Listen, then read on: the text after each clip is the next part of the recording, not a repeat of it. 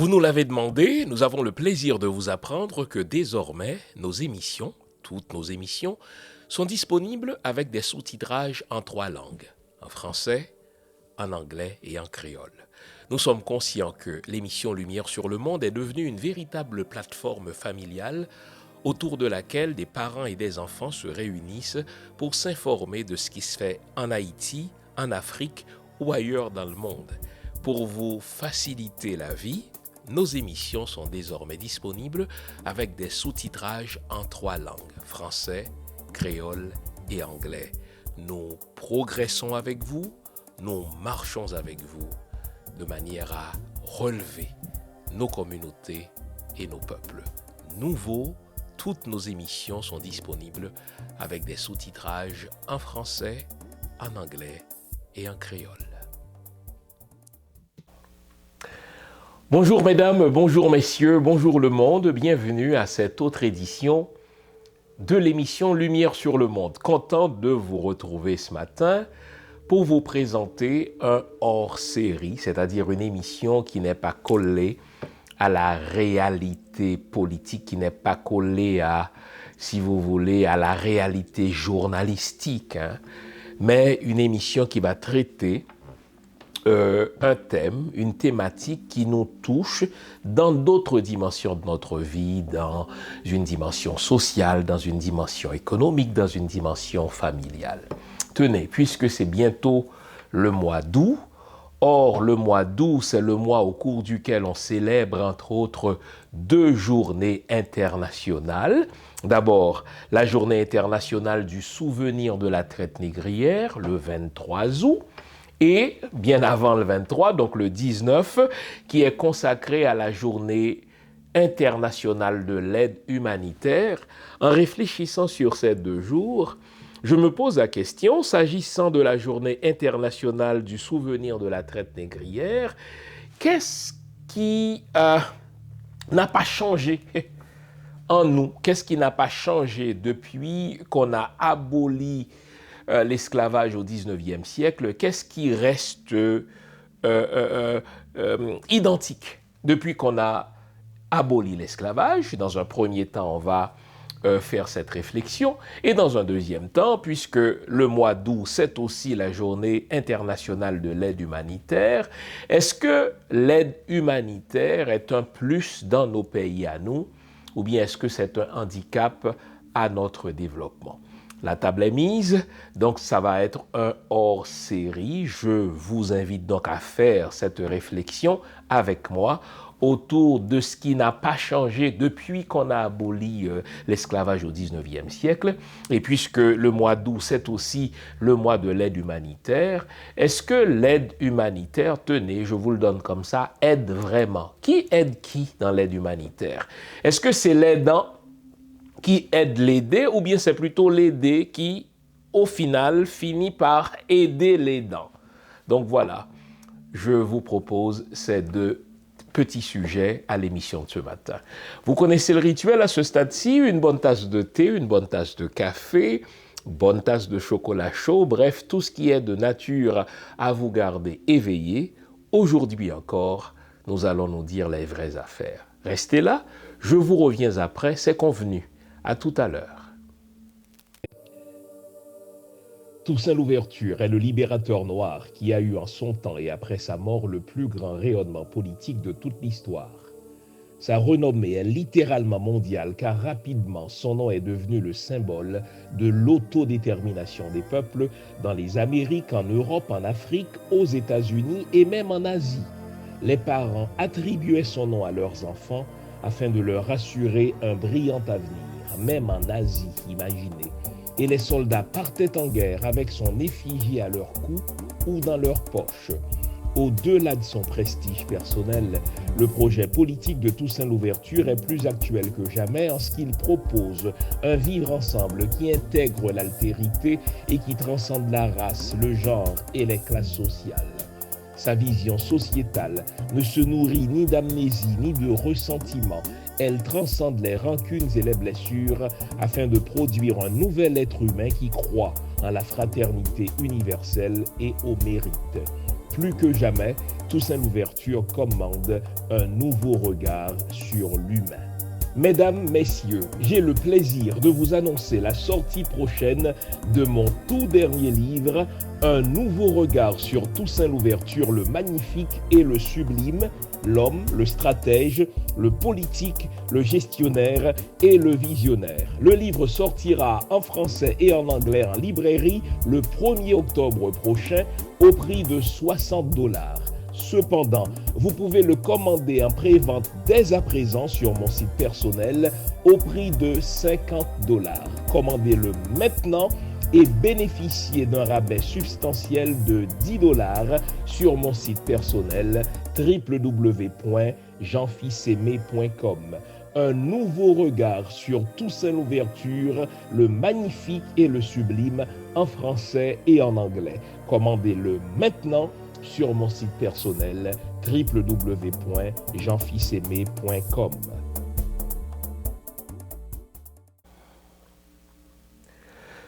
Commençons par la journée internationale du souvenir de la traite négrière qui est célébrée le 23 août. Pourquoi le 23 août? Faisons un petit peu de contexte.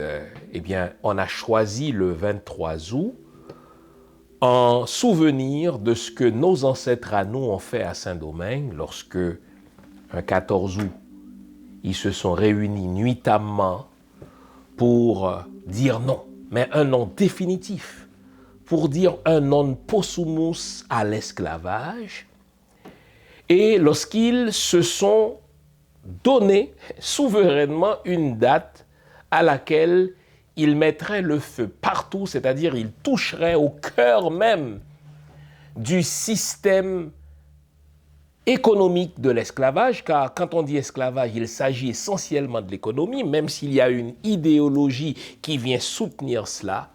Après, nous allons en parler, mais nos ancêtres, après s'être réunis le 14 août 1791, se sont passés le mot que 8 jours plus tard, n'est-ce pas, ils mettraient le feu dans toutes les plantations, surtout dans le nord du pays, dans le nord de la colonie à Saint-Domingue.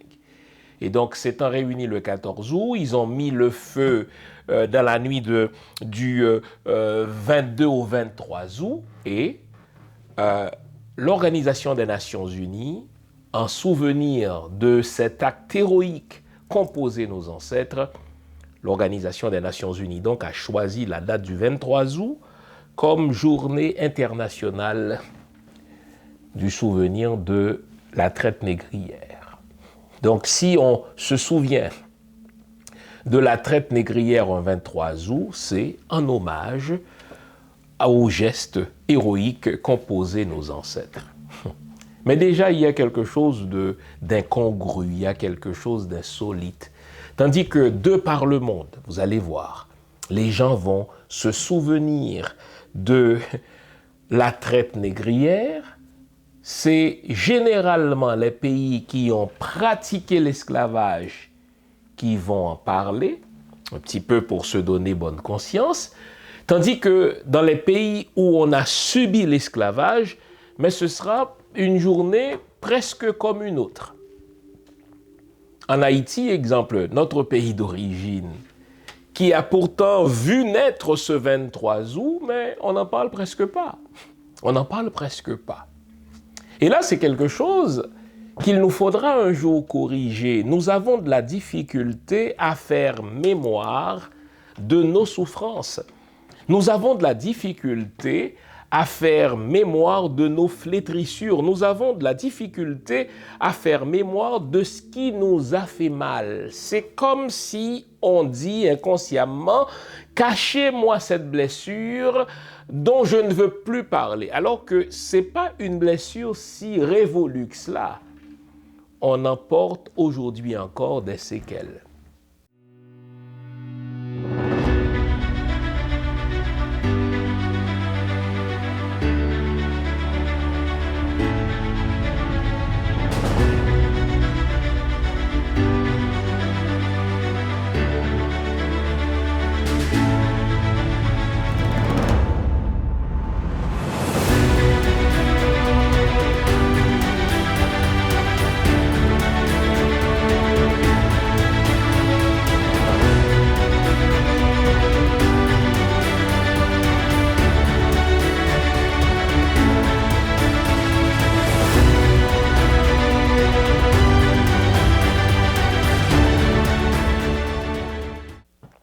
Mais j'ai dit que dans les pays qui ont subi l'esclavage, on n'en parle presque pas.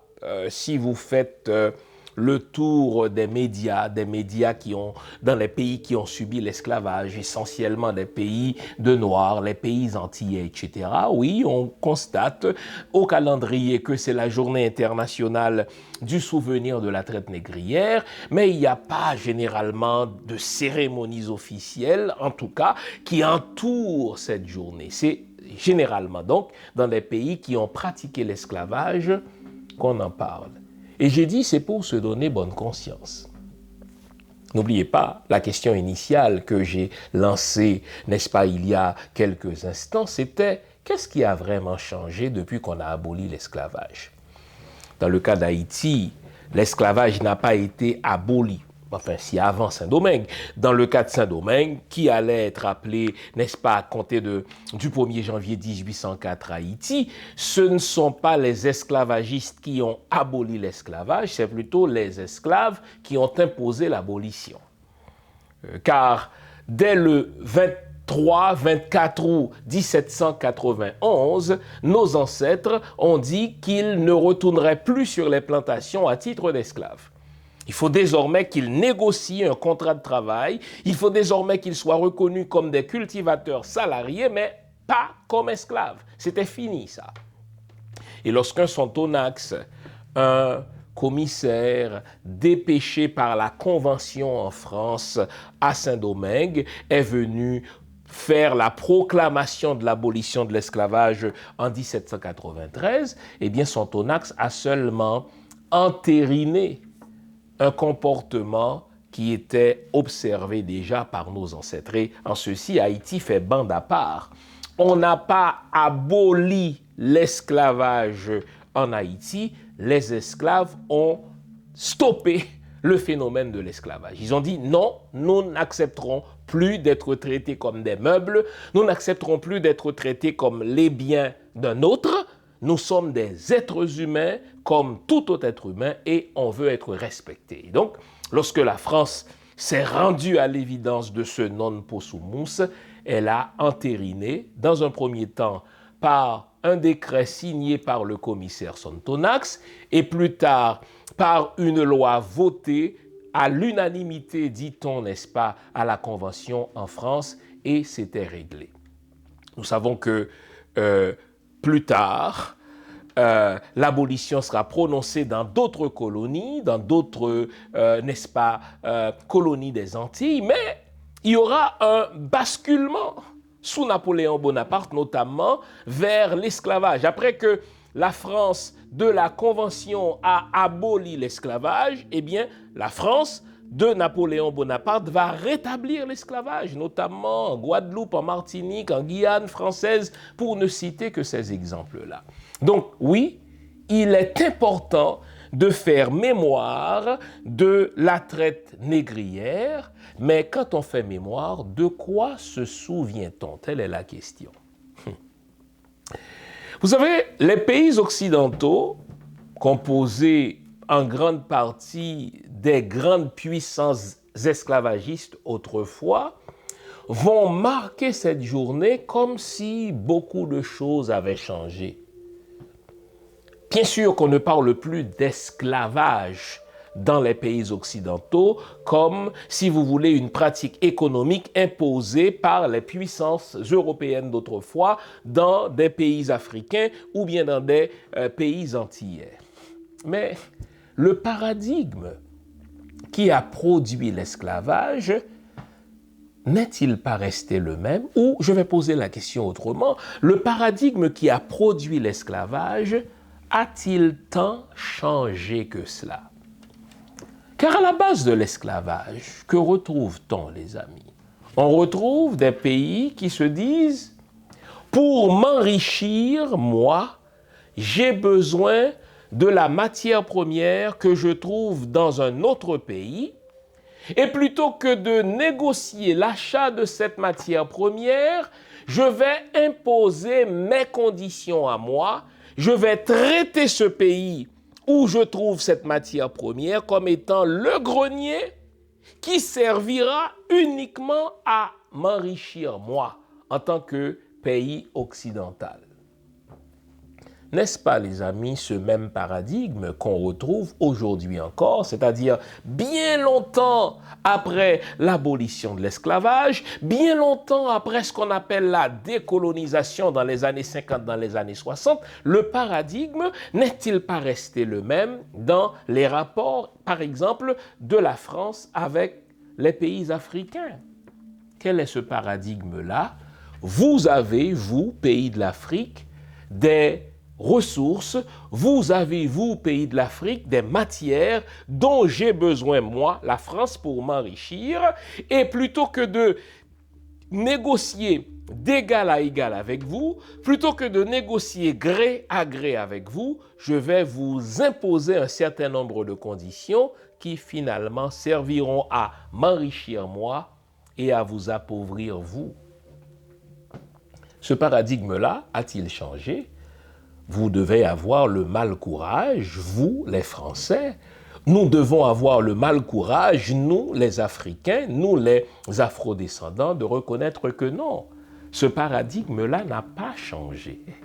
On n'utilise plus le mot esclavage, on n'utilise plus le mot colonisation, d'autant que le mot colonisation est remplacé par la néocolonisation, mais au fait, le paradigme ne change pas.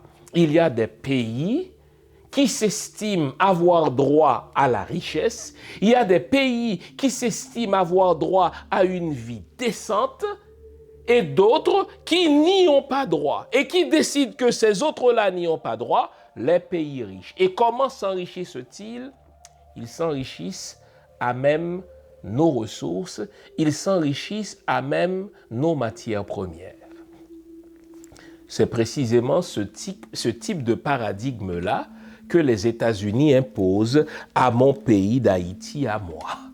Ce pays-là regorge de ressources, on fait tout pour nous empêcher de le savoir, on fait tout pour qu'on ignore cela, et tandis qu'on fait tout pour nous entrer dans la tête que nous sommes un pays pauvre, eh bien les États-Unis imposent un paradigme selon lequel, eh bien, nos ressources à nous servent à enrichir les États-Unis, tandis que notre population s'appauvrit de plus en plus chaque jour. Et quand je dis ressources, je ne parle pas seulement de ressources naturelles. Bien sûr que ces ressources sont importantes.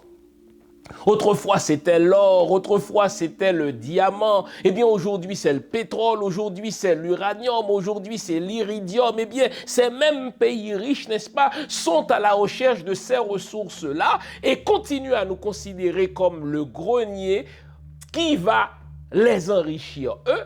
Mais quand je parle de ressources, je ne parle pas que de ressources naturelles. Comme autrefois, dans le paradigme de l'esclavage, ces pays-là continuent d'exploiter notre capital humain.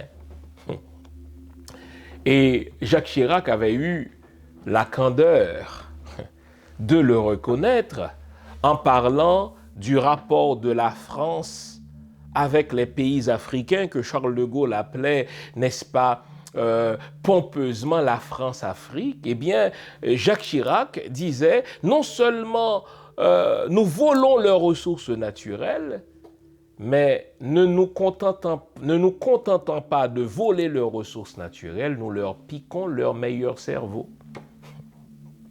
Et là, par toutes sortes de manœuvres, on offre des bourses, on parle de coopération, on parle d'aide humanitaire, on envoie, n'est-ce pas, des professeurs enseigner dans leur pays, et quand on remarque les beaux cerveaux, eh bien tout simplement, on leur donne des bourses, et par toutes sortes de facteurs ou de lois sur l'immigration, eh bien on s'arrange pour que ces derniers ne retournent pas dans leur pays d'origine, parce qu'entre-temps, ces mêmes pays qui s'enrichissent à même nos ressources naturelles et à même, n'est-ce pas, nos capitaux humains, ou mieux notre capital humain, ces mêmes pays s'arrangent pour que nos pays d'origine à nous demeurent des trous de merde, selon la formule très imagée, même si elle est insultante, mais ô combien adéquate du très détestable Donald Trump.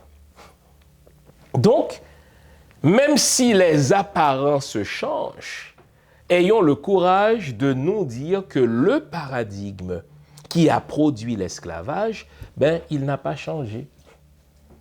Mais tandis qu'on va célébrer la journée internationale du souvenir de la traite négrière, il me semble que la morale veut que quand on s'est enrichi à partir d'un bien qui ne nous appartient pas, quand on s'est enrichi à partir d'une ressource volée, eh bien, si on marque le souvenir de ce geste-là, la morale voudrait qu'on rende à l'autre ce qu'on lui a volé.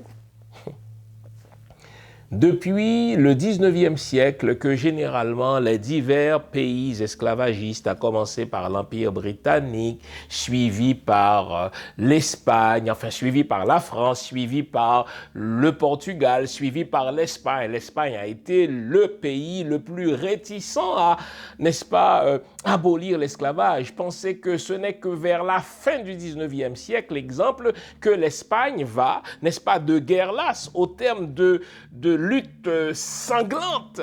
L'Espagne va accepter d'abolir l'esclavage, n'est-ce pas, à Cuba, mais quand on marque la journée internationale du souvenir de la traite négrière, les pays occidentaux qui se sont enrichis à même nos ressources humaines, à même notre capital humain, c'est-à-dire à même la sueur de nos ancêtres, est-ce qu'ils ont la décence de se dire « ce n'est pas normal que nous nous soyons enrichis grâce à des ressources volées sans qu'à un moment donné, nous ne rendions à l'autre ne fût-ce qu'une partie de ce qu'on lui a volé ». Et ça s'appelle réparation, les amis. Vous savez, l'Occident a cette capacité de s'excuser sans réparer. L'Occident ajoute souvent la blessure à l'insulte ou l'insulte à la blessure en disant « nous allons marquer une journée ou réserver une journée au cours de laquelle nous allons nous souvenir de la traite négrière ». Mais quand on se souvient de la traite négrière, il ne faut pas seulement se souvenir du fait que cette traite a été abolie au 19e siècle, mais il faut aussi se dire que si nous, en Occident, on a toute cette richesse, et parfois une richesse scandaleuse, on a une richesse, n'est-ce pas, extravagante, une richesse qui finit par être indécente comparée à la pauvreté indécente des autres, est-ce qu'à un moment donné, on n'a pas le devoir moral de rendre à l'autre ce qu'on lui a volé? Et au fait, ce n'est même pas une faveur. Et c'est pour ça que quand on parle du souvenir, enfin de la journée du souvenir de la traite négrière, on doit tout de suite aussi parler de la journée de l'aide humanitaire, car ce sont deux termes qui finissent par se croiser, hélas, ou je devrais dire ironiquement. Parce que ces mêmes pays qui ont volé nos ressources, qui continuent de voler notre capital humain et qui, n'est-ce pas, continuent à s'enrichir à même ceux qui ne leur appartiennent pas, ce sont ces mêmes pays-là qui vont faire semblant de nous accorder quelques faveurs en nous offrant de l'aide humanitaire, mais au final, on réalise que ce n'est pas l'aidant qui aide l'aidé, c'est plutôt l'aidé qui aide l'aidant. Quand est-ce que des pays qui ont été de grandes puissances esclavagistes, des pays qui se sont emparés, ma foi, la moitié du monde habitable. Imaginez, les amis, à un moment donné, l'Empire britannique et l'Empire français ont occupé plus de la moitié du territoire habitable. Plus de la moitié des êtres humains travaillaient pour rien pour ces deux grandes puissances-là, l'Empire britannique et l'Empire français. Et nos ancêtres ont dû se battre, ils ont perdu la vie dans des combats pour retrouver leur indépendance, mais même si, en théorie, ils ont retrouvé leur indépendance politique, mais ils n'ont toujours pas la gestion complète de leurs ressources parce que, dans le cas de la France, elle a imposé des accords secrets avec les pays africains. Dans le cas d'Haïti, c'est même pas un accord secret. Les États-Unis nous disent que nous n'avons pas le droit de gérer nous-mêmes nos ressources. Et si nous osons croire que nous allons gérer nos propres ressources, c'est pas compliqué. Nous sommes assassinés, nos pouvoirs sont renversés, on s'arrange pour que nos pays demeurent des trous de merde de manière à ce que les pays riches continuent de s'enrichir. Peut-on se souvenir de la traite négrière sans parler de réparation?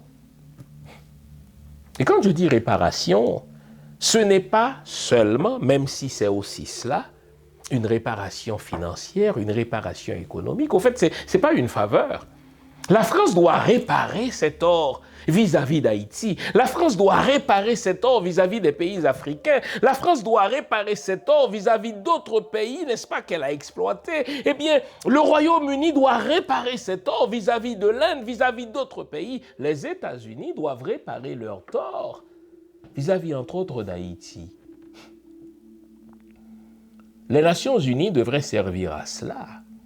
Les grandes plateformes internationales, les grands espaces internationaux devraient servir à cela. Est-ce qu'on peut avoir une réflexion profonde sur la manière la plus adéquate, la manière la plus habile de réparer les torts que ces pays riches ont fait aux pays pauvres et continuent de leur faire? Sinon, c'est journée internationale de toutes sortes de choses, journée internationale du souvenir de la traite négrière, journée internationale de l'aide humanitaire, ça restera des journées de démagogie internationale, car les pays anciennement esclavagistes ne sont pas encore rendus à ce niveau de conscience. Ils ne sont pas encore rendus à ce niveau de décence pour admettre qu'on n'a pas le droit de bâtir son bonheur sur le malheur des autres. On n'a pas le droit de construire sa richesse sur la pauvreté des autres. On n'a pas le droit de s'enrichir en volant les autres. Il me semble que c'est ce que le droit de chaque pays fait. On condamne le vol individuel et pourtant ces pays-là qui se targuent d'être des États de droit continuent de voler les ressources des pays africains, les ressources des pays de Noirs et, ironiquement, ils continuent de dire « Ah, mais pauvres, ce sont des pays, n'est-ce pas, où ça va tellement mal. » Mais si ça va mal, est-ce que vous allez avoir la décence et la conscience de dire « Ça va mal parce que nous avons créé la misère chez eux. »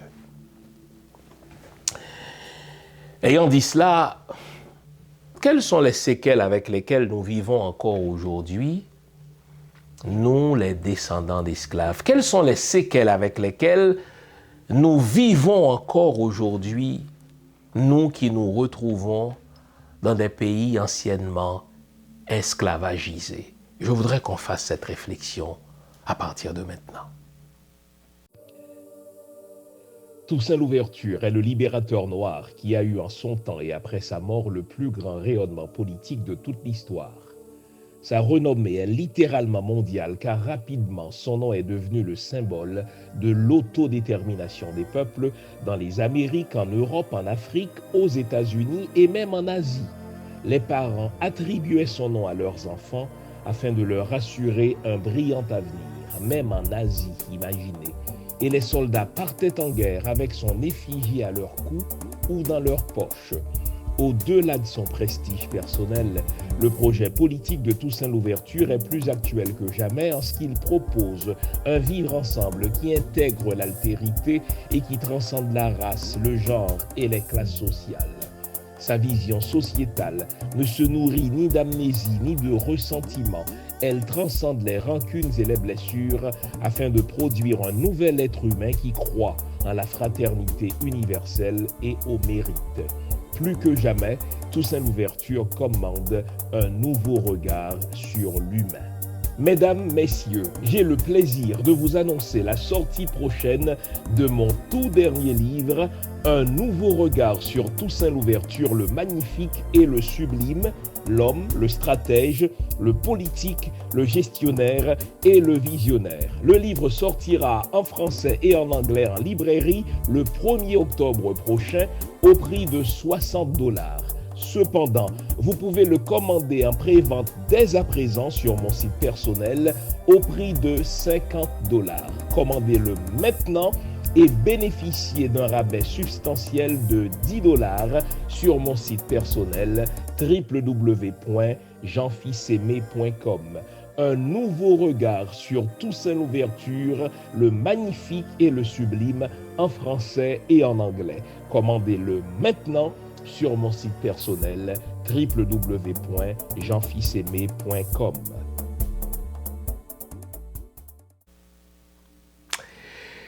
Réfléchissons sur quelques séquelles de l'esclavage. Vous savez, je ne suis pas épigénéticien. On a développé au fil des dernières décennies une science qui s'appelle épigénétique. L'épigénétique, qu'est-ce que c'est? C'est parce que les généticiens ont découvert que les grands traumatismes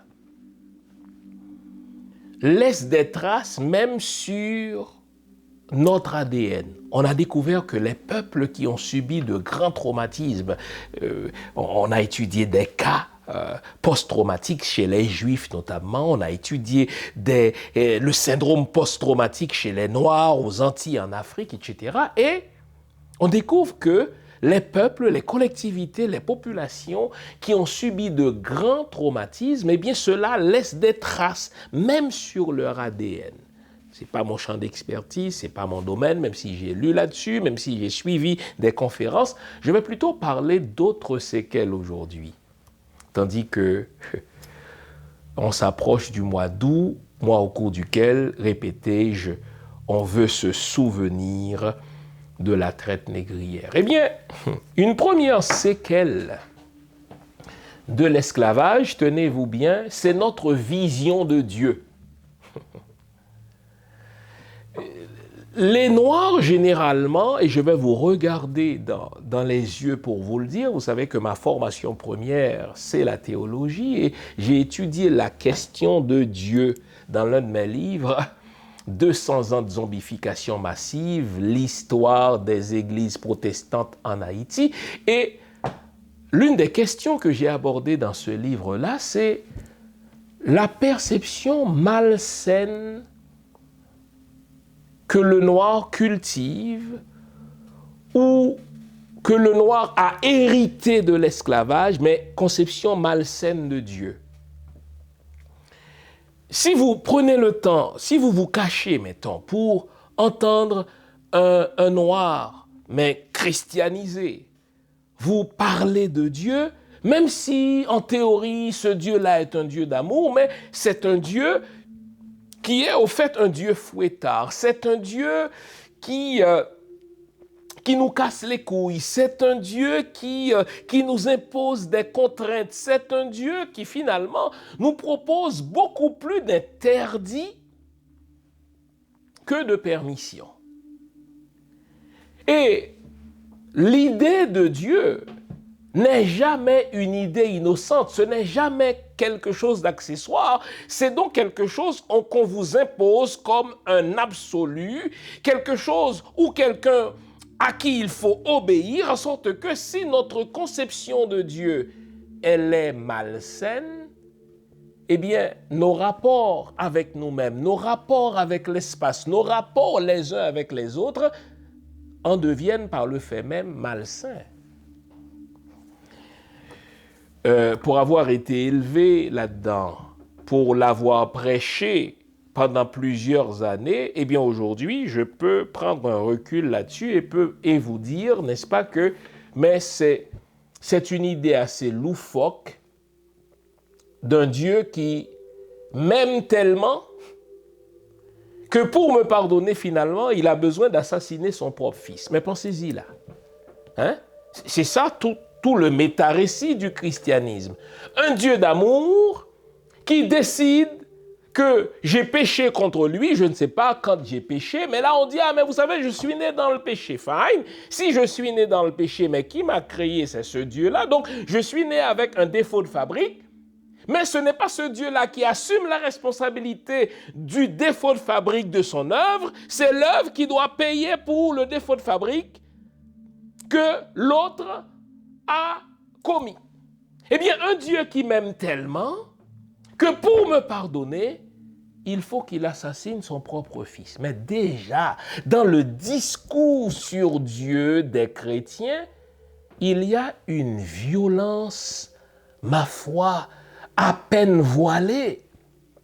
Et si vous regardez bien, toutes les nations, tous les peuples qui se sont identifiés à ce discours judéo-chrétien ont basculé à un moment donné de leur histoire dans la violence. Et au fait, je devrais dire, tous les peuples, toutes les collectivités, tous les pays qui se sont identifiés à ce méta-récit qu'on appelle le judéo-christianisme passent leur histoire à faire de la violence, à se faire de la violence parce que telle est votre perception de Dieu, tel sera votre comportement.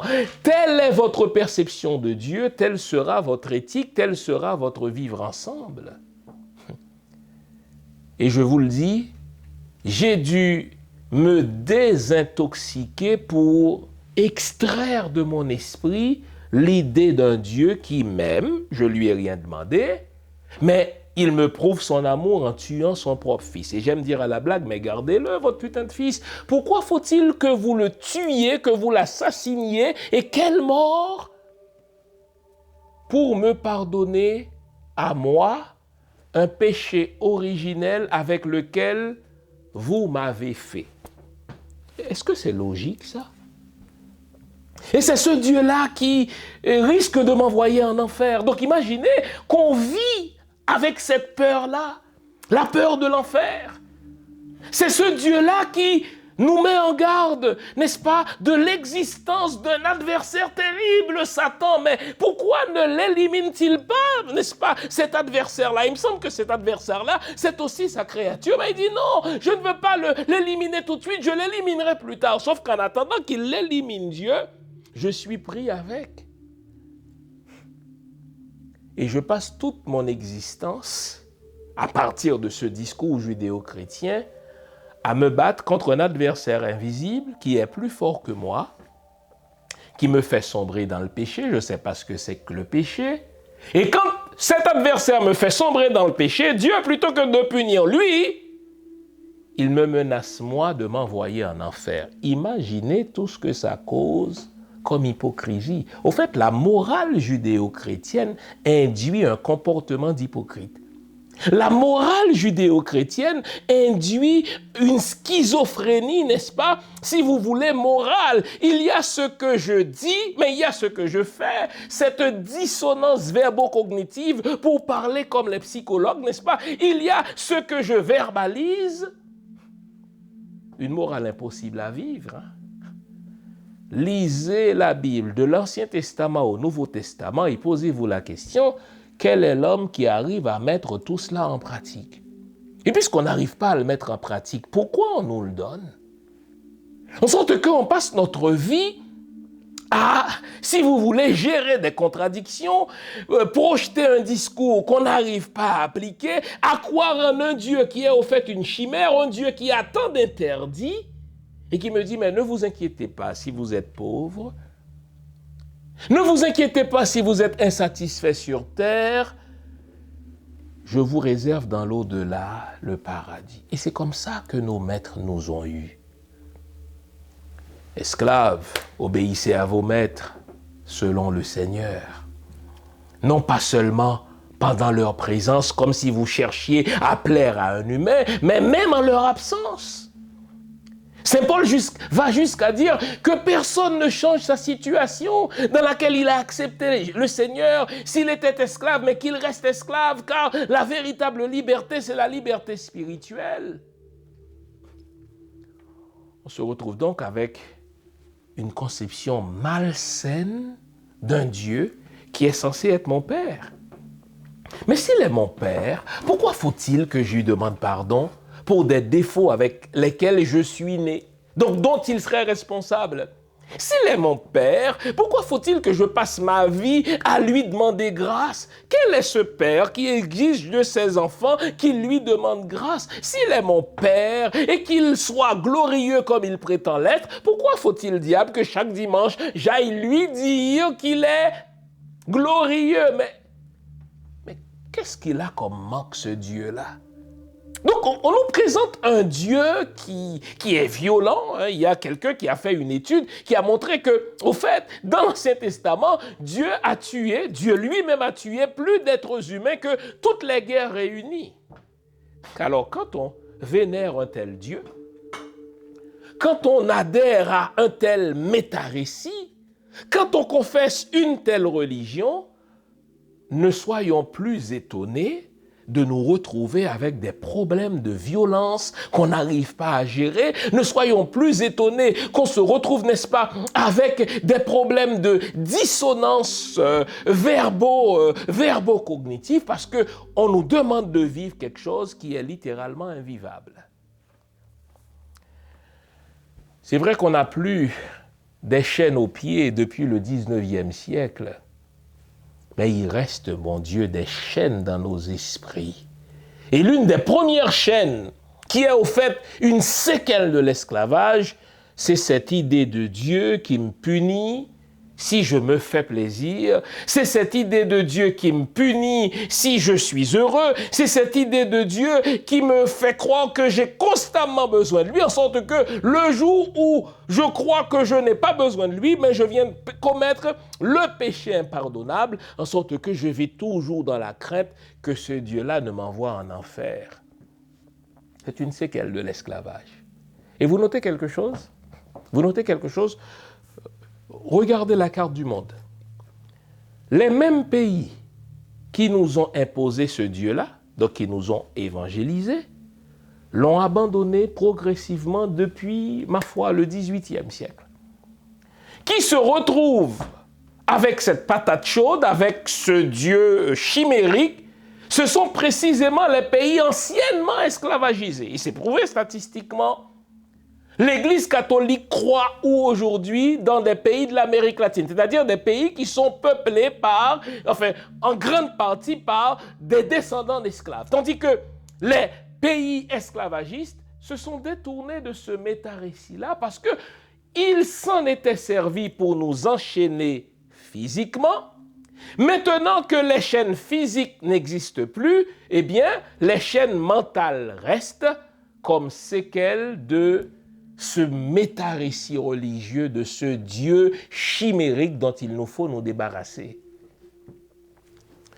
Donc une première séquelle de l'esclavage dont nous devons nous débarrasser, tandis que nous entrons dans ce mois qui sera consacré, du moins pendant une journée, au souvenir de la traite négrière, c'est les chaînes religieuses. Débarrassons-nous de ce Dieu-là qui est arrivé dans les soutes à bagages de l'esclavagiste. Vous savez, l'un des bateaux, pendant la période de la traite négrière, l'un des bateaux qui partait du Royaume-Uni jusqu'en Afrique pour ramasser des captifs, pour ramasser nos ancêtres qui ont été kidnappés, l'un de ces bateaux s'appelait justement Jésus le bon berger.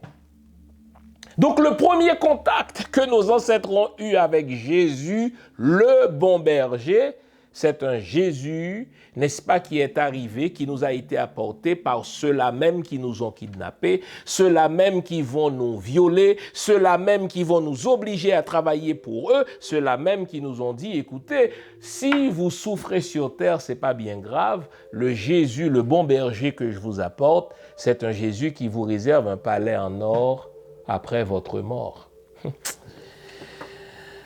Quand je réalise qu'aujourd'hui, ceux qui sont les plus zélés pour le métarécit chrétien, ceux qui sont les plus zélés pour ce Jésus fictif, car c'est un Jésus fictif, il n'y a rien dans les récits du Nouveau Testament qui soit historiquement vérifiable. Je vous le dis, en tant que théologien et historien, c'est des fabrications, c'est des fictions littéraires, etc. Eh bien, quand ceux qui nous ont amené ce Jésus-là, qui nous ont amené ce Dieu-là, ont été nos pires malfaiteurs, est-ce que je peux leur faire confiance? Ils nous ont réduits en esclavage pendant des siècles. Ils nous ont forcés à travailler pour eux pendant des siècles. Eh bien, ce sont précisément ceux-là qui nous ont réduits en esclavage, qui nous ont forcés à travailler pour eux, qui nous ont violés par le fait même, et qui aujourd'hui encore continuent de voler nos ressources. Ce sont ceux-là même qui nous ont apporté leur Jésus. Sont-ils crédibles comme messagers? Pensez-y. Donc vous qui êtes zélés pour ce Dieu-là, vous qui êtes zélés pour ce Jésus-là, n'est-ce pas là une chaîne mentale, séquelle de la période de l'esclavage? Une autre séquelle de l'esclavage, cela va de soi. Malheureusement, c'est comme une conséquence de cette première chaîne, c'est la haine de soi. C'est la haine de nos semblables. Et ça, j'en parle à d'autres émissions, le fait que nos archétypes, c'est-à-dire notre modèle du bien, notre modèle du beau, notre modèle du bon, soient tous importés. Le fait que ce qui est beau, c'est ce qui se rapproche du canon de beauté de l'occidental, eh bien, ça finit par provoquer en nous, n'est-ce pas, la haine de soi. Savez-vous les ravages que le blanchissement de la peau est en train d'effectuer dans nos pays de Noirs? Ah, mais des jeunes filles qui s'imaginent que pour être belles, elles doivent blanchir leur peau. Et vous savez, c'est un commerce lucratif, n'est-ce pas? En Afrique, c'est un commerce lucratif chez nous. Et on a beau leur expliquer que ça finit par provoquer le cancer de la peau. Je vois même des hommes dont je pourrais dire, mais matures, des professionnels qui continuent en cachette à se blanchir la peau parce que nous vivons encore avec cette séquelle de l'esclavage, à savoir l'archétype du beau, l'archétype du bon, l'archétype du bien. Ce sont les archétypes qui nous sont imposés par l'occidental depuis la période de l'esclavage. J'ai déjà dit à cette émission, parce que ça a été prouvé sociologiquement, et malheureusement ça n'a pas changé tant que cela, que si vous demandez à un noir, réflexivement, de vous décrire la belle femme idéale, vous allez voir, à un moment donné, il va s'échapper. Cette belle femme idéale, c'est une femme à teint clair, c'est une femme au nez long, c'est une femme, n'est-ce pas, aux cheveux lisses, aux cheveux longs. Et bon Dieu, il y a tellement d'études qui table sur les problèmes que les femmes noires ont justement vis-à-vis d'un cheveu court, vis-à-vis d'une chevelure courte. Vous pensez que c'est innocent ça? Vous pensez que c'est tout simplement un problème d'esthétique? J'ai rien contre le fait qu'on doit se faire beau, qu'on doit se faire belle. Mais c'est une chose que de vouloir être beau, c'est une chose de vouloir être belle, c'en est une autre que de chercher à être beau ou belle selon les canons qui nous viennent de la période de l'esclavage. Et ça entraîne la haine de soi. À force de vouloir ressembler à l'autre, à force de vouloir ressembler au maître d'autrefois, à force de vouloir parler comme lui, je finis par bannir mon vrai moi. Parce que ce désir de ressembler à l'autre révèle une haine profonde de moi-même et une haine profonde de celui qui me ressemble. celui qui est comme moi. Et vous savez ce que ça entraîne? Comme autre séquelle de l'esclavage, ce que j'appelle la blancophilie, la blancomanie. Il y a des parents noirs qui secrètement souhaitent que leur fille épouse tel un trophée un homme blanc. Mais il y a de ces parents qui souhaitent secrètement que leur garçon amène à la maison une jeune fille blanche. Au fait, qu'on me comprenne, c'est le cœur qui aime, je veux bien. Mais quand je vois là, comme par hasard, tous les grands joueurs de foot de l'équipe française sont majoritairement des Noirs. Bravo, ils sont talentueux. Mais comme par hasard, ils ont tous une femme blanche. Est-ce qu'on va se dire les vraies affaires? Ce n'est pas juste une question de cœur. C'est aussi une question là de blancophilie. C'est aussi une question de blancomanie. Encore une fois, je n'ai pas de problème fondamentalement avec ce qu'on appelle improprement les mariages interraciaux. Je dis bien improprement parce qu'il n'y a pas plusieurs races, il n'y a qu'une race.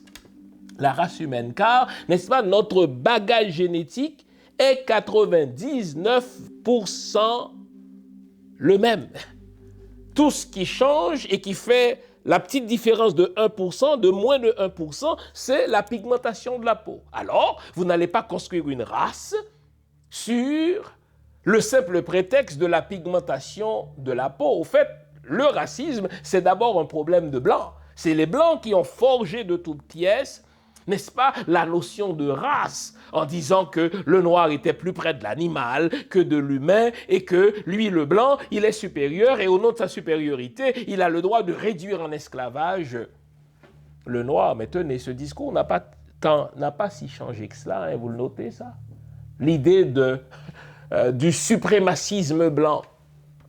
Juste à côté de chez nous, là, aux États-Unis, mais vous savez, les gars de Donald Trump, là, et les femmes aussi, qui sont prêts à mourir pour lui, ils le sont pour quelle raison? Parce que, eh bien, la race blanche, il n'y a pas de race blanche, eh bien, serait menacée par d'autres peuples, eh bien, il faut défendre le suprémacisme blanc.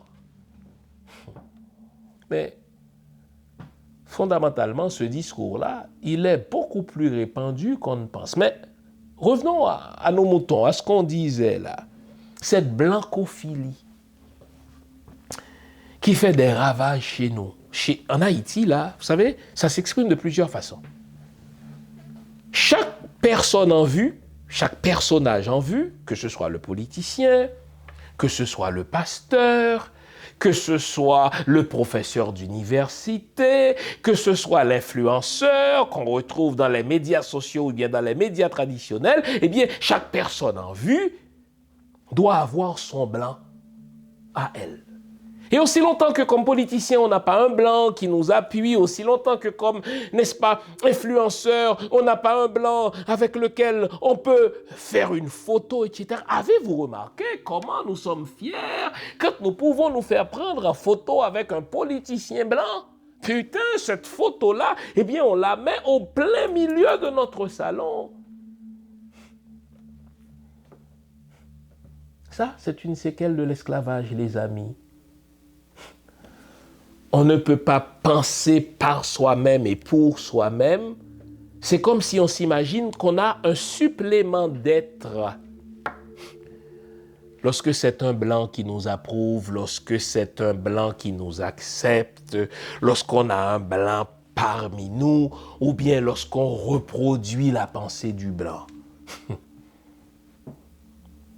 Et c'est pour ça que le blanc, il peut, et quand je dis le blanc, c'est l'étranger, pas vrai? Il peut se permettre d'arriver chez nous et de nous dicter quand faire des élections. Il peut se permettre d'arriver chez nous et de nous dire, n'est-ce pas, quand est-ce qu'une élection est crédible. Il peut se permettre d'arriver chez nous et de nous dire, mais qui est le vrai élu ou quel est le vrai élu? Mais parce qu'il sait que séquelle de l'esclavage, nous le mettons sur un tel piédestal que finalement, c'est lui qui remplace Dieu. Toussaint Louverture est le libérateur noir qui a eu en son temps et après sa mort le plus grand rayonnement politique de toute l'histoire. Sa renommée est littéralement mondiale car rapidement son nom est devenu le symbole de l'autodétermination des peuples dans les Amériques, en Europe, en Afrique, aux États-Unis et même en Asie. Les parents attribuaient son nom à leurs enfants afin de leur assurer un brillant avenir, même en Asie, imaginez. Et les soldats partaient en guerre avec son effigie à leur cou ou dans leur poche. Au-delà de son prestige personnel, le projet politique de Toussaint Louverture est plus actuel que jamais en ce qu'il propose un vivre ensemble qui intègre l'altérité et qui transcende la race, le genre et les classes sociales. Sa vision sociétale ne se nourrit ni d'amnésie ni de ressentiment. Elle transcende les rancunes et les blessures afin de produire un nouvel être humain qui croit en la fraternité universelle et au mérite. Plus que jamais, Toussaint Louverture commande un nouveau regard sur l'humain. Mesdames, Messieurs, j'ai le plaisir de vous annoncer la sortie prochaine de mon tout dernier livre, Un nouveau regard sur Toussaint Louverture, le magnifique et le sublime, l'homme, le stratège, le politique, le gestionnaire et le visionnaire. Le livre sortira en français et en anglais en librairie le 1er octobre prochain au prix de 60$. Cependant, vous pouvez le commander en pré-vente dès à présent sur mon site personnel au prix de 50$. Commandez-le maintenant et bénéficiez d'un rabais substantiel de 10$ sur mon site personnel www.jeanfilsaimé.com. Un nouveau regard sur Toussaint Louverture, le magnifique et le sublime, en français et en anglais. Commandez-le maintenant sur mon site personnel www.jeanfilsaimé.com.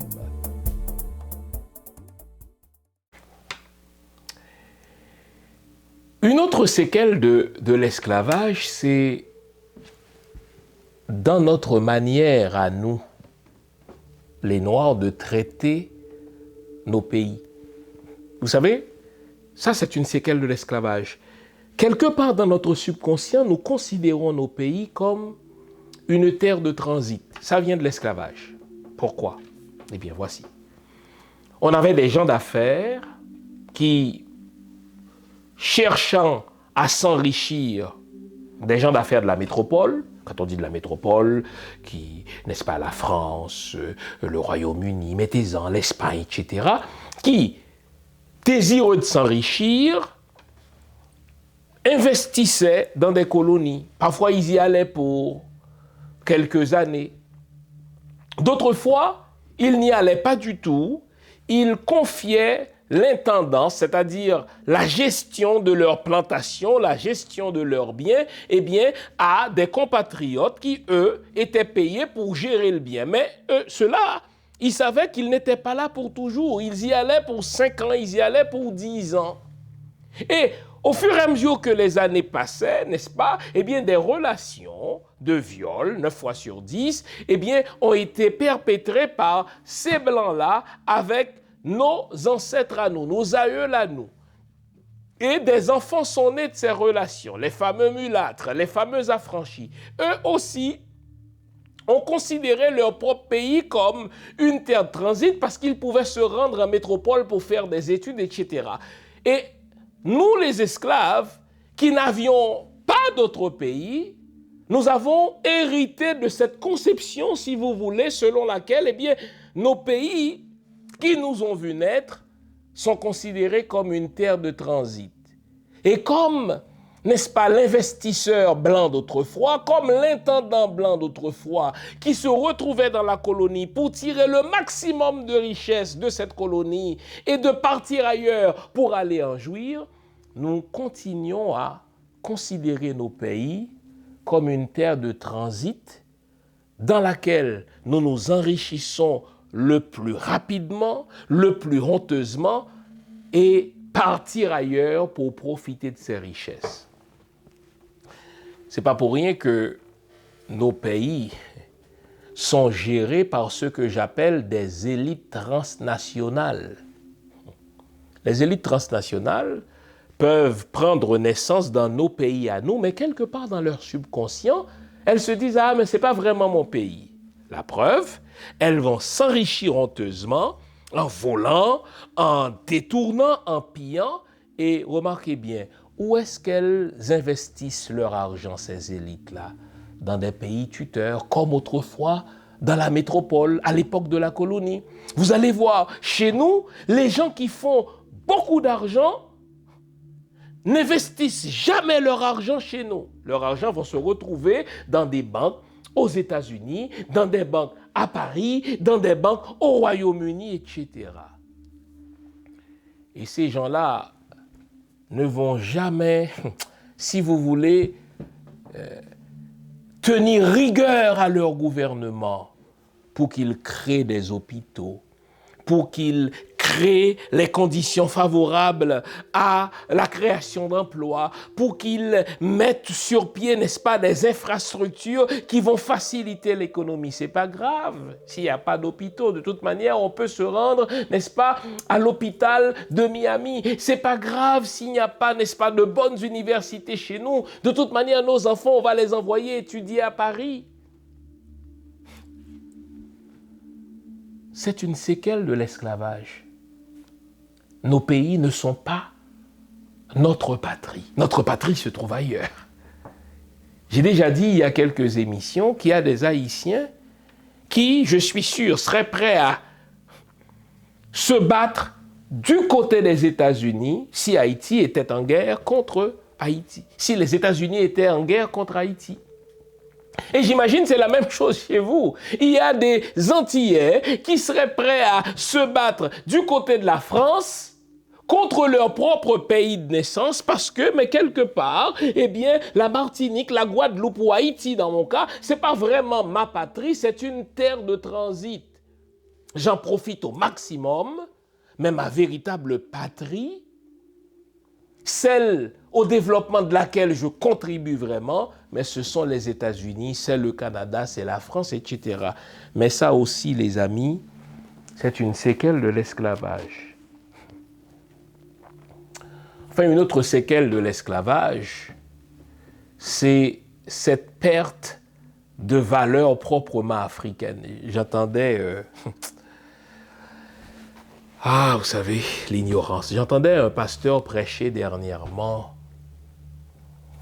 sur le fait qu'il n'y a rien de bon qui soit venu de l'Afrique parce que l'Afrique, c'est le continent du péché, c'est le continent de la zizanie, c'est le continent des guerres fratricides et qu'au contraire, les valeurs de fraternité, les valeurs de bonté viennent de l'Occident. Oh, bon Dieu, l'ignorance. Hein? Ce que ce frère égaré, pour parler dans les termes de Toussaint Louverture, ne réalise pas, c'est que précisément ce qu'il impute à l'Afrique, eh bien cela vient de l'Occident. Cette idée de s'enrichir aux dépens des autres. Cette idée de s'enrichir en passant sur la tête des autres, y compris en marchant sur les cadavres des autres. Mais bon Dieu, ce n'est pas une idée africaine, ce n'est pas une idée qui vient de la civilisation africaine, civilisation qui repose sur l'Ubuntu, le fait qu'on doit grandir et progresser ensemble. Il y a en Occident des individus qui ont plus d'argent que l'État où ils vivent n'ont de dette souveraine. Pouvez-vous imaginer cela? Il y a un individu qui a plus d'argent que l'État dans lequel il vit. Mais quelle connerie! C'est comme si mathématiquement, vous imaginez un sous-ensemble qui est plus gros que l'ensemble. Eh bien, bon, ce n'est pas le sous-ensemble qui est sous-ensemble, désormais c'est lui l'ensemble. Eh bien, en Occident, cette idée loufoque, cette idée absurde, eh bien, elle est réelle. Il y a moyen pour l'individu de s'enrichir à un point tel qu'il devient plus riche que la collectivité. Et comme séquelle de l'esclavage, nous intégrons ces contre-valeurs. À savoir, quand l'autre est pauvre, c'est sa faute. C'est parce qu'il ne travaille pas assez. c'est parce qu'il est maudit de Dieu, hein, cette même idée d'un Dieu chimérique. Et s'il est riche, c'est parce qu'il travaille fort, c'est parce qu'il est béni de Dieu. Oh, moi, mon petit doigt me dit qu'il y a toujours quelque chose qui relève du sang et de la sueur du pauvre dans la richesse du riche. Est-ce que je peux reprendre cela? C'est pas vrai que quand je suis pauvre, c'est parce que je travaille pas assez. Parfois, je travaille trop, mais la force de mon travail profite à l'autre. C'était ça l'esclavage. Aujourd'hui qu'on n'a plus l'esclavage, on appelle ça du bon pas cher. Quelqu'un qui te fait travailler pour à peu près rien, juste assez pour que tu payes ton appartement, tandis que lui, il s'enrichit à même ta sueur, à même tes efforts. Donc, il y a toujours quelque chose du sang et de la sueur du pauvre dans la richesse du riche. Donc, ce sont des valeurs proprement occidentales, ça. Moi, je les appelle des contre-valeurs. Ne sommes-nous pas, séquelles de l'esclavage, en train de les intégrer, ça? Karl Marx disait que la solidarité, c'est l'apanage des pauvres. Est-ce que nous ne sommes pas en train d'intégrer cela, à savoir, n'est-ce pas, cette perte de solidarité? L'idée de chacun pour soi, Dieu pour tous, c'est une idée chimérique de l'Occident. Nous, on a plutôt appris en Afrique à grandir ensemble. Celui qui va plus vite que les autres n'ira pas nécessairement plus loin que les autres.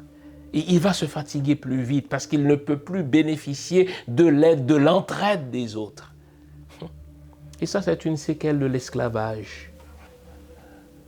Toussaint Louverture appelait l'argent le métal corrupteur. En effet, l'argent, c'est un métal corrupteur. Pour utile qu'il soit, quand on lui donne trop de place, mais ça finit par corrompre, ça corrompt les relations, ça corrompt l'âme, ça corrompt, si vous voulez, l'État, ça corrompt la politique, ça corrompt l'administration publique. Eh bien, c'est un métal corrupteur. Or, en Occident, ce métal-là a la place et la fonction de Dieu. Ne sommes-nous pas en train d'accepter, d'intégrer cette contre-valeur? C'est une séquelle de l'esclavage. Enfin, je vous avais aussi promis de dire un mot sur l'autre journée internationale du mois d'août, la journée internationale de l'aide humanitaire. C'est un mot que je déteste, l'aide internationale. Parce que j'ai vu les effets de l'aide internationale dans mon pays. Vous savez, à un moment donné, Haïti était devenu le paradis des ONG. Il y a un professeur, un chercheur qui avait écrit un livre, depuis les années 90 déjà, livre qui nous révélait qu'en Haïti, il y avait plus de 2000 ONG. Des ONG pour aider, pour montrer les Haïtiens comment creuser des puits, des ONG pour montrer aux Haïtiens comment porter un condom, imaginez. Des ONG pour enseigner aux femmes, si vous voulez, les effets délétères des maladies transmissibles sexuellement. En réalité, ce qu'on appelle l'aide internationale, c'est l'exportation du chômage des pays riches. C'est prouvé, je ne vous apprendrai peut-être rien. Et c'est Pierre Elliott Trudeau, le père, enfin l'ancien premier ministre du Canada, qui, dans les années 70, enfin père du premier ministre du Canada actuel, qui dans les années 70 avait fait une déclaration, bon Dieu, ô combien choquante, mais vraie. Le Canada aidait le Lesotho, vous savez, ce pays de l'Afrique australe de mémoire. Et on a découvert que pour chaque dollar que le Canada accordait, suivez mon regard, en aide au Lesotho, il y a 70 cents qui revenaient au Canada sous toutes sortes de formes, sous forme d'expertise prêtée, sous forme de salaire payé à ces experts canadiens que finalement, il n'y a que 30 cents sur chaque dollar qui profitait véritablement au Lesotho. Et même là encore, le Lesotho devait payer sur ces 30 cents-là. Et lorsque ce journaliste d'enquête a confronté Pierre Elliott Trudeau avec cette réalité, vous savez ce qu'il a dit? Il a dit, écoutez, On n'a jamais dit qu'on faisait de la charité avec l'aide. Donc, l'aide, les amis, n'aide pas.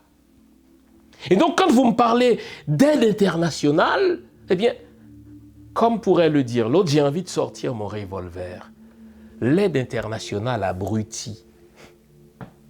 Ce n'est pas l'aide internationale qu'il nous faut la coopération internationale. Déjà, vous savez, dans le mot aide, il y a un rapport inégalitaire. Il y a celui qui prétend aider parce qu'il a de meilleures infrastructures, parce qu'il a plus d'argent.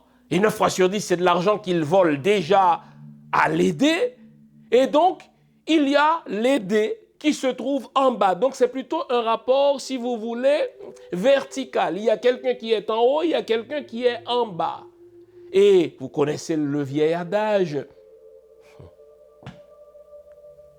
La main qui donne est toujours au-dessus de la main qui reçoit.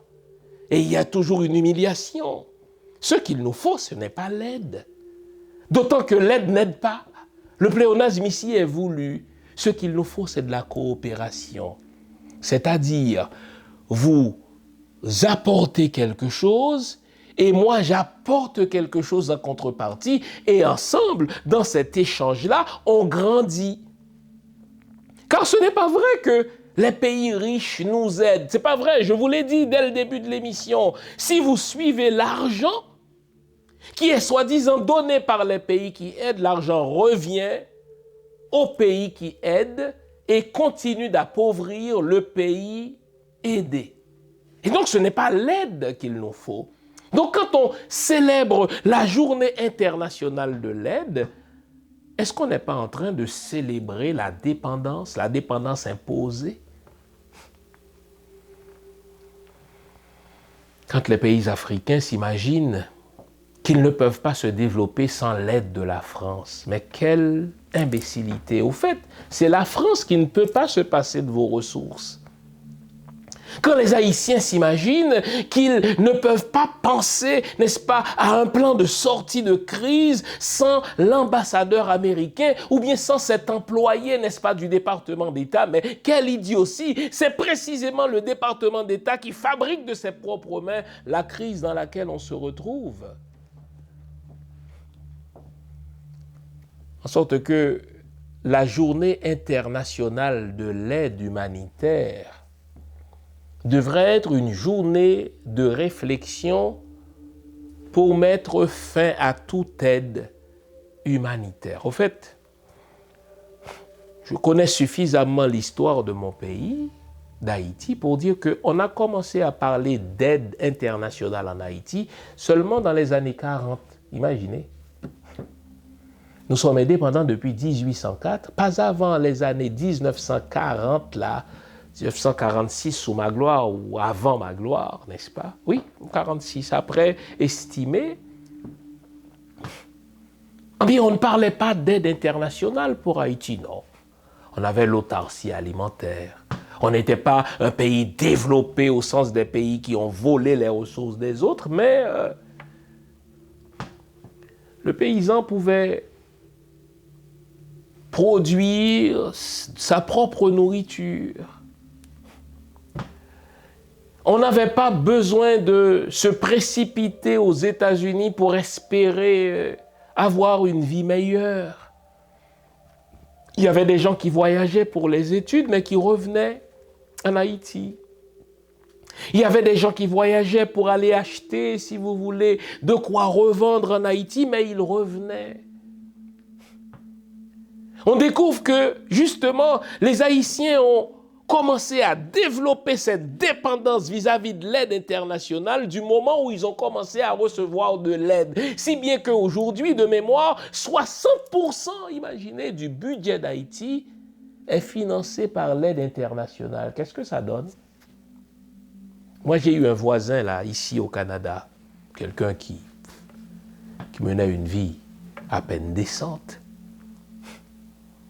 Mais grâce à des contacts politiques, mais il a réussi à mettre sur pied une ONG. Et l'ONG devait œuvrer en Haïti. Écoutez-moi bien. Que faisait son ONG? Son ONG devait aider les Haïtiens à forer des puits, comme si ça me prend un Canadien pour savoir comment forer un puits. Et je vous le dis, ce que j'ai vu de mes yeux vus là, il n'a fallu que quelques années pour que ce gars, lorsqu'il revient en vacances, roule en Corvette. Parce que il recevait de l'argent pour implanter en Haïti une ONG. Mais ça, ce n'est pas de l'aide, c'est de l'exportation du chômage canadien. Le Canada subventionnait un chômeur canadien en l'encourageant à implanter en Haïti une ONG qui allait nous montrer comment forer des puits. On n'a pas besoin d'aide. L'aide crée la dépendance. On n'a pas besoin d'aide. L'aide abrutit, l'aide nous humilie. On n'a pas besoin d'aide parce que l'aide nous fait croire que le blanc est un Dieu dont nous avons immanquablement besoin et qu'on ne peut pas se passer de lui, de ce blanc-là. Si on remplaçait le mot aide par coopération, cela voudrait dire que j'ai quelque chose à apporter à l'occidental, il a quelque chose à m'apporter. Et vous notez qu'un pays comme Cuba, malmené par les États-Unis, qui subit un embargo inhumain, eh bien, ce n'est pas un pays où on trouve toutes ces foutues ONG. Le Cuba fait face à des ouragans annuels comme mon pays d'Haïti. Et quand un ouragan frappe Cuba, on voit les désastres, mais c'est l'État cubain, c'est la main-d'œuvre humaine, c'est les cadres cubains qui se retroussent les manches pour réparer les dégâts. Et rapidement, ils en viennent à bout. Mais Haïti qui reçoit l'aide de tout le monde, on reçoit l'aide pour tout. Putain. Ne me parlez pas d'aide. L'aide est un handicap au développement. Oh, je rêve du jour où nos pays seront dirigés par des gens qui croient en eux. Des gens qui se disent, on n'a rien à envier aux autres en termes d'intelligence. Je rêve du jour où nos pays seront dirigés par des politiciens qui disent, mais nos pays ne sont pas pauvres, ils sont seulement appauvris parce que les ressources sont détournées au profit des autres par le truchement de quelques vendus, les élites transnationales. Je rêve donc du jour où nos pays seront dirigés par des gens qui vont dire, nos richesses se trouvent dans nos sous-sols, nos richesses se trouvent dans nos cerveaux. Nous allons les valoriser, ces ressources-là, pour développer nos pays. Il y a une notion qu'on apprend dans les sciences du développement. Le développement ne s'exporte pas. Les États-Unis vont se développer, se sont développés à partir de leurs propres moyens, essentiellement le génocide des autochtones. Les Américains ont quand même assassiné plus de 100 millions d'autochtones en environ 200 ans. Putain, c'est inimaginable. Mais, à force de tuer les autochtones, d'envahir d'autres pays et de voler leurs ressources, ils se considèrent comme un pays développé. Ça, ce n'est pas un modèle pour nous. Le développement ne s'exporte pas. On a des ressources à partir desquelles on peut concevoir notre développement. Un développement endogène. Qu'est-ce que c'est que le développement? C'est fournir à la population de quoi vivre. C'est créer les infrastructures pour que chaque personne, chaque citoyen puisse envoyer son enfant à l'école, puisse développer quelque chose qui est à la fois une contribution à sa collectivité. Je rêve donc du jour où nos pays seront dirigés par des politiciens qui disent « mais le paradigme de l'esclavage n'a pas tant changé que cela ». Les puissants esclavagistes d'autrefois continuent de considérer nos pays comme un grenier pour monter ou faire croître leur niveau de richesse. Et finalement, on n'a pas besoin de célébrer une journée internationale de l'aide. L'aide, elle est maudite. Il nous faut souhaiter une journée internationale de la coopération où chacun donne du sien et reçoit en contrepartie la contribution de l'autre. J'espère vous avoir été utile. On garde le moral, car tant que va le moral, tout va. Je vous invite à liker si vous aimez. Je vous invite à vous abonner si ce n'est déjà fait. Et si c'est déjà fait, d'inviter les autres à s'abonner. Je vous invite à partager dans vos réseaux respectifs nos émissions. C'est gratuit tout ça.